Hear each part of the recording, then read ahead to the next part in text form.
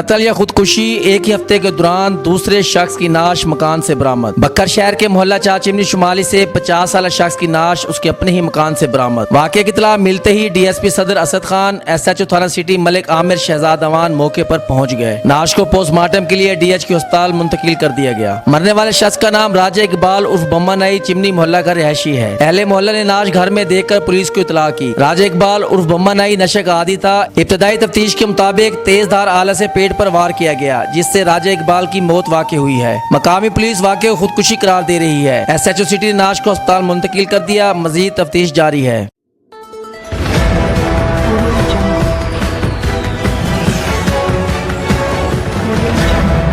अपना बकर, क्योंकि ये अपना है।